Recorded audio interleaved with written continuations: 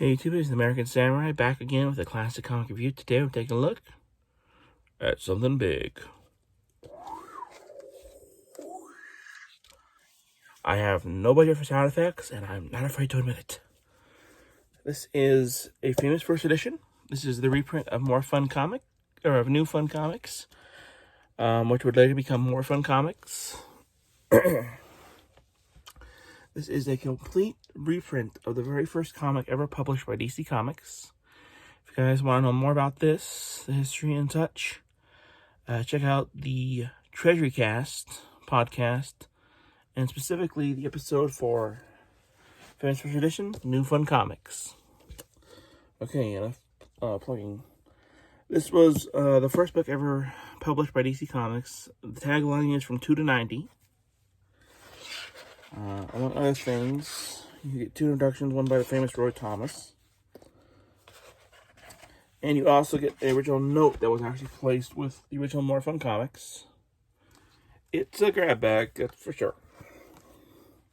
I mean, they were making sure you got the most bang for your buck possible, or your 10 cents as possible, because look, even the cover is its own original comic. It's one of 2 comics that are done in colored, which we know both are westerns. Sound of the Secret Service.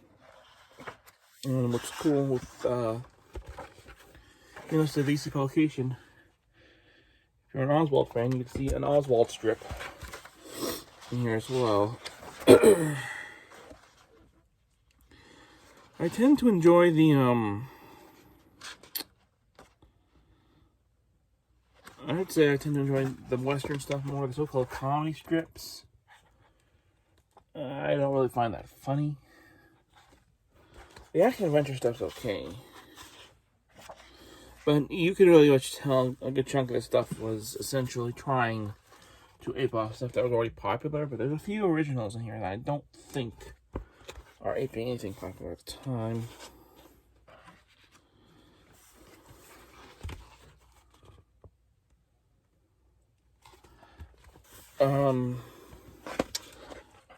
Honestly, I would think what I would love for DC to do, though I don't think they'll ever do it, is the Spook Ranch story, which was the character introduction for the character called Vic Riley.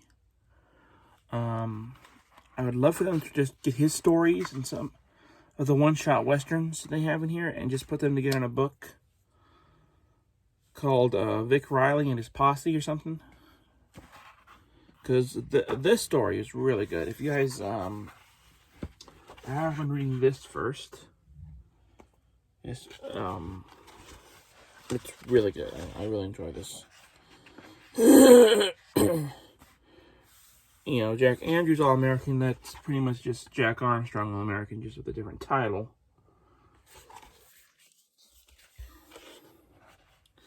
We've got the famous Jack Atlas. I think that's the name it is. And no, not from Yu-Gi-Oh! But that would be something. Jack Atlas from Yu-Gi-Oh! Didn't add like this. You also get one on the history of. You get some text pieces on the history of hockey, on popular radio shows, movies, aviation. I think the strip that I see the most in here, though, you see some, action stuff. I think the most of what I see in here is Western stuff, which is great. I love Westerns. I don't think we get enough of really get that much of it these days.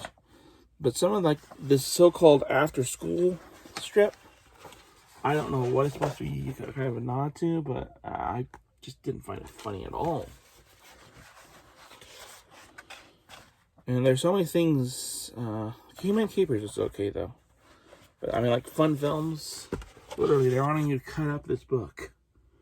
Like, seriously? This is a reprint, so at some point a kid actually probably did do that. Here's the second comic that shows up in color, an ad for Tom Mix and his Ralston Straight Shooters. There's bios for all the creators and stuff in the back. Overall, the comic is good, and I'm glad I read it, and I may read it sometime in the future. But I'd probably give about a 3, maybe a 4, 4.5 at most. It's not a 5. It's not a necessity to read, but if you're into older comics and you're curious to see what the first DC comic ever was, I'd go ahead and listen to the podcast, the Treasury Cast. And if this plus that get you curious enough to want to read it, then go ahead. I think it's a good story, but it's not a must-have for anyone. Unless you're collecting specifically fans first editions. So that was my thought. Let me know what you guys think. Have you read the famous first edition's new fun issue 1? And if you have, what do you think? If not, does this and the podcast make you want to check it out? Until next time, this is the American Samurai saying, in the meantime and in between time, till next time, I'll be right here.